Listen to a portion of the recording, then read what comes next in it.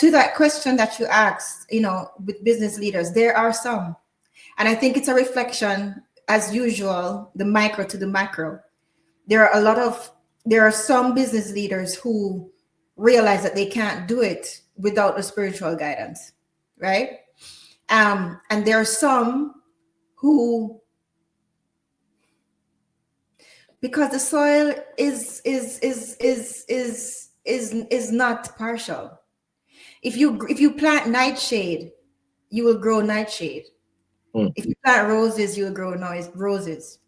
So there are some business people who know that their practices of being not being whole to other people works for them, right? And they plant that nightshade because that's what they want to grow, but they're still seeing themselves as abundant. And that's why a lot of people ask and they say, well, Miss Julia, how is it that these terrible people, who don't care about humanity, how are they so successful, right? What is your answer with that, with God? And I like to have that discussion, and I always ask, first of all, how much time do you have? And I explain the soil, and the soil being impartial, and the fact that even though God is good, God isn't only good. God is everything. If God is omnipresent and God is the full scale, and the fact of the matter of this world is polarity. However, we aim to have the higher vibration and the higher experience, right? And the one more with the beauty and the enjoyment of God. Because and if you see it with the micro and the macro too, like, why are flowers bright and beautiful and smell nice? They have no reason to. It's for our enjoyment. It's for us to experience that, right? So the same is on the opposite scale as well. So the soil, being as impartial as it is, if they are using those same principles, because those principles hold true for good, they also hold true for the not good, right?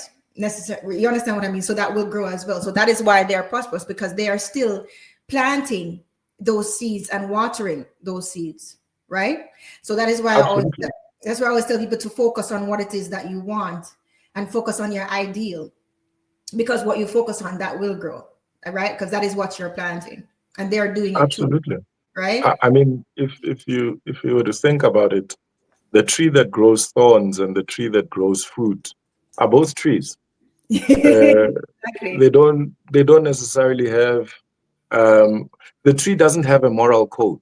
The tree is just going to grow because the seed was planted, right? Exactly. And I think that, to stretch the thought process that you're having a little further, if you would allow me. Yes, please. We live in worlds where we like to cast these binaries of good and evil, and Yes. We should live in worlds of purpose. Yes.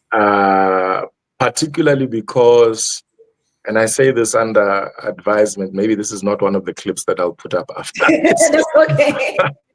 But if the purpose requires what you think is bad for me to do, I'm going to do it because the purpose requires it. Yeah. The end across humanity has always justified the means. Yeah. And we live in a space where, even at a spiritual level, even at a physical level, we've got to get to a place where we're actually understanding what is the end, what is our purpose.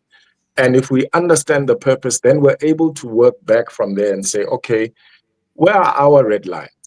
Right. These are the things we're not willing to do, and that's fine. And we're not willing to do them because they're bad. We're just saying it doesn't align with the way we are. Yes. But those people who are willing to do that, good on them, that's fine. If we're willing to use ritual, we're willing to use magic, we're willing to use crystals, whatever the case, to achieve our purpose. And then another religious view looks at that and says, oh, but that's demonic, that's evil. We do not fall into your moral code. Exactly. So we're not going to be sort of hard on ourselves based on what you see.